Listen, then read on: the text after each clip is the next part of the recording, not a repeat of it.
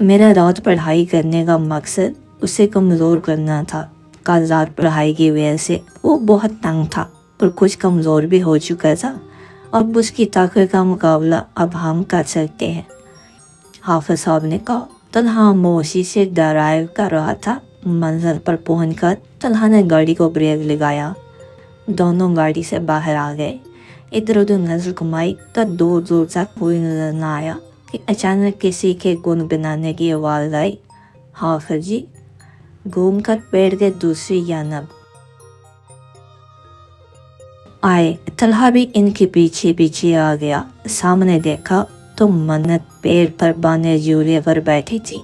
चेहरा बालों से ढका हुआ था और कुछ गुनगुना रही थी तथा मन्नत को देखकर आगे बढ़ने लगा, लेकिन हाफिज जी ने उसे इशारे से रोक लिया। हाफिज जी ने तस्बीह ली और पढ़ना शुरू किया। मन्नत गुनगुनाते रुक गई और पीछे की साइड झुकती गई और फिर अचानक से एक जोरदार चीख के साथ ऊपर हुई। बंद करो ये सब। मन्नत ने खुद को नोचना शुरू कर दिया। कभी वो अपना चेहरा नोचती तो कभी अपने बालों को। काफ़ी देर तक वो पढ़ाई करते रहे और मन्नत चीखती रही।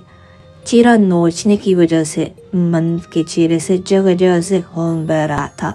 फिर अचानक बिल्कुल खामोशी हो गई और सर नीचे झुका लिया। फिर कुछ देर तक खामोशी छाई रही तथा ये शख्स अच्छा नहीं है। मन्नत ने रोते हुए कहा, इससे दूर रहो प्लीज़, मेरे पास आओ, मुझे ये धागा बांध दो, मैं बिल्कुल ठीक हो जाऊंगी।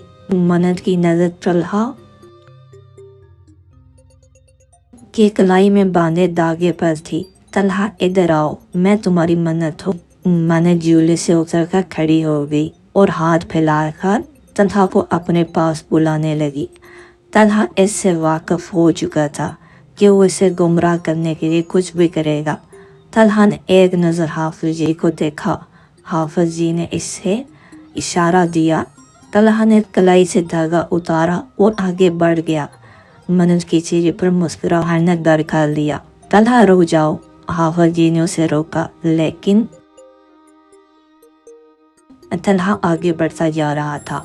मन्नत और इसमें कुछ ही फासला रह गया था। मन्नत की मुस्कुराहट गहरी होती जा रही थी। हाफिज जी ने पढ़ाई जारी रखी। तलहा मन्नत के करीब आ गया। मन्नत ने हंसना शुरू कर दिया। तलहा इसके और करीब गया। मन्नत की हंसी चीखों में बदल गई। इसके चेहरे के तासरात अजीब और पुरअसरार होते जा रहे थे। तलहा ने अपने बंद मुट्ठी खोली तो अल्लाह के नाम का लाकट इसकी हथेली पर जगमगा उठा। लाकट को देखकर मन्नत का रंग फक हो गया। वो तुम्हें वहाँ गुमराह करना चाहेगा, लेकिन उसकी बातों पर गौर मत करना और मेरी बात ध्यान से सुनो। जैसा कि मैंने बताया था कि जिनको बेवकूफ़ बनाना आसान है, क्योंकि उसका दिमाग 10 साल के बच्चे से ज़्यादा नहीं होता। हम इसको बेवकूफ़ बनाएंगे। अगर वो तुम्हें अपने पास बुलाए तो तुम इसके पास जाना, और हाँ, ये धागा वो ज़रूर उतारने को कहेगा, इसलिए इस धागे को अपने बाजू पर बांध लो ताकि वो देख न सके। और ये धागा लो, इसे अपनी कलाई में बांध लो। हाफिज जी ने धागा इसकी तरफ बढ़ाया। तलहा ने धागा थाम लिया और कलाई में बांध लिया और कलाई वाला धागा लेकर बाजू में बांध लिया। और ये जो लाकड़ तुम्हें दिया है, जब मैं इशारा करूँ इसे मन्नत की गले में डाल देना। हाफिज जी ने रास्ते में सब उसे समझाया। तलहा ने सर अस्पात में लाया और गाड़ी स्टार्ट कर दी। जैसा सोचा था सब वैसा ही हो रहा था। तलहा ने आयत कुर्सी की तिलावत शुरू की। मन्नत ने वहाँ से भागना चाहा, लेकिन हाफिज जी ने पढ़ाई के ज़रिए इसके रास्ते बंद कर दिए थे। मन्नत ने हाफिज जी को घूरा और इधर उधर देखने लगी। मन्नत भागना चाह रही थी, लेकिन भाग नहीं पा रही थी। हाफिज जी ने तलहा को इशारा किया और फिर तलहा ने देर नहीं की और लाकर मन्नत के गले में डाल दिया। एक जोरदार चीख के साथ वह मन्नत के जिस्म से बाहर आया। तलहा ने मन्नत को गिरने से पहले ही थाम दिया और हाफिज जी के पास जाकर खड़ा हो गया। طلحہ نے اسے اس کی اصل حالت میں پہلی بار دیکھا تھا۔ اسے سوچ کر ہی نہ جانے کیا ہوا تھا کہ منت اس کا روز سامنا کرتی تھی۔ وہ اس کے سامنے جا رہا تھا۔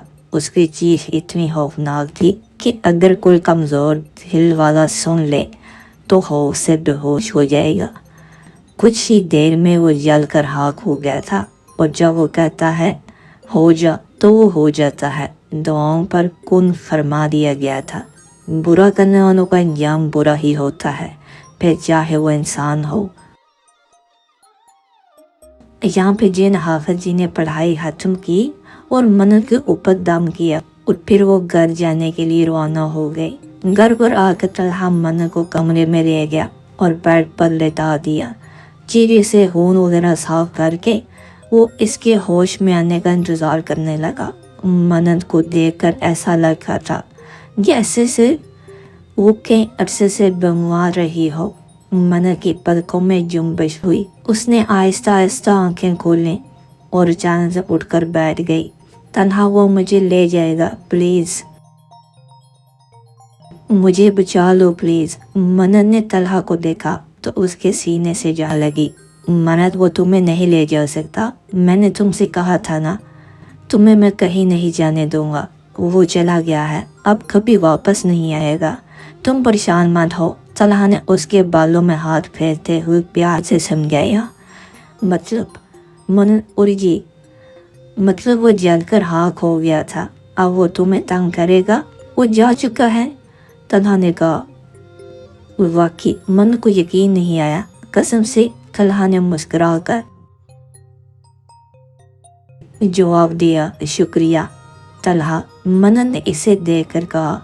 کس لیے؟ طلحہ نے آئیور اچکا کر پوچھا۔ مجھے اس مشکل سے نکالنے کے لیے، میرا ساتھ دینے کے لیے، مجھ پر بھروسہ کرنے کے لیے۔ منت نے تشکرانہ نظروں سے دیکھا۔ شکریہ میرا نہیں، اللہ کا کرو۔ منت اگر وہ نہ ہمارے ساتھ دیتا ہم کچھ نہیں کر سکتے تھے۔ طلحہ نے کہا۔ ہم صحیح۔ منت نے شرمندگی سے سر جھکا دیا۔ وہ تو شاید اسے بھول گئی تھی، لیکن وہ نہیں بھولا تھا۔ بے شک وہ اپنے بندوں کو نہیں بھولتا۔ کیا ہوا؟ طلحہ نے اس کا چہرہ اوپر کو کیا۔ کچھ نہیں، منت بولی۔ چلو تیار ہو جاؤ، اور میں زیادہ دیر تمہیں ایسے نہیں دیکھ سکتا، ڈر لگا رہا ہے مجھے۔ طلحہ نے ہنستے ہوئے کہا۔ کیا مطلب؟ منت بولی۔ چرے لگ رہی ہو، تم تیار ہو جاؤ، سب نیچے ہمارا انتظار کر رہے ہیں۔ طلحہ نے مسکراتے ہوئے کہا۔ طلحہ تم بہت بدتمیز ہو۔ منت اٹھ کر آئینے کے سامنے کھڑی ہو گئی۔ منت نے اپنا چہرہ دیکھا، چہرے پر جگہ جگہ نشانات، آنکھوں کے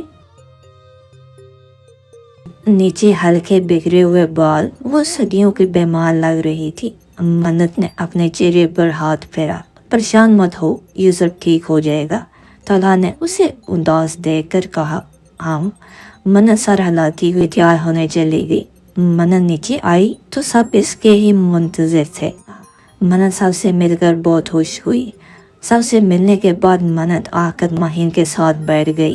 ردا کہاں ہے؟ منت نے ادھر ادھر دیکھتے ہوئے کہا۔ وہ تم سے ڈر رہی ہے۔ طلحہ نے ہنستے ہوئے کہا۔ کیوں؟ منت حیران ہوئی۔ تم نے اسے ڈرایا تھا نا، بیچاری اب تک ڈری ہوئی ہے۔ حمزہ نے بھی اسے تنگ کیا۔ میں نے؟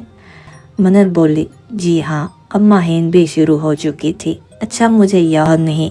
منت نے سر جھکا لیا۔ کہاں ہے ویسے وہ؟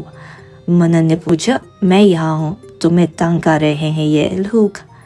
ردا نے پیچھے سے اس کے گلے میں ہاتھ ڈالے۔ منت نے اٹھ کر اسے گلے لگا لیا۔ آئی ایم سوری یار، منت بولی۔ اس اوکے، تم اپنے ہوش میں نہیں تھی۔ ردا مسکرا دی۔ منت دیکھو بیٹا، جس طرح دنیا میں انسان ہے اسی طرح جن بھی ہیں، بس وہ ہماری نظر سے اوجھل ہے۔ یہ بھی اللہ تعالیٰ کی طرف سے ہمارے لیے ایک مہربانی ہے کہ وہ ہمیں نظر نہیں آتے۔ ان کی وجود کو نہ ماننا سراسر بیوقوفی ہے، کیونکہ اللہ باری تعالیٰ نے اور بھی مخلوقات بنائے ہیں جس کے بارے میں ہمیں علم تک نہیں۔ جنات کو جھٹلا کر لوگ اس سے مشکل میں پڑ جاتے ہیں۔ منت بیٹا، लड़कियों का इस तरह से तैयार होकर बाल खुले छोड़कर खुशबू लगा कर बाहर जाना ठीक नहीं। अल्लाह ने औरत को पर्दे का हुक्म दिया था कि वो महफूज रहे। इस्लाम में औरत का इस तरह से तैयार होकर खुशबू लगाकर बाहर जाना जायज़ नहीं। इसमें इसकी बेहतरी ही है। दूसरे पहलू से देखो तो खुशबू से ही जिन्नात पीछे पड़ जाते हैं, क्योंकि इन्हें खुशबू पसंद है। अल्लाह की हर काम में बेहतरी होती है। बेटा, इसकी काम में हज़ारों मसलें छुपी हैं। हमारे पास ना वो आंखें हैं जो हम इनको देख सकें, और ना वो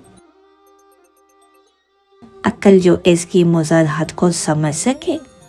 इसलिए अच्छा है कि इसके फैसले पर सर झुका दे। बेटा, लड़कियों का बाहर यूं घूमना फिरना ठीक नहीं है। अल्लाह ने औरत को चार दीवारी में रहने का हुक्म दिया है, और इस चार दीवारी में वो हर चीज़ से महफूज रहती है। और मुश्किलों से आजमाइशों से घबराया मत करो। अल्लाह इन्हें ही आजमाइश में डालता है जिन्हें वो चाहता है।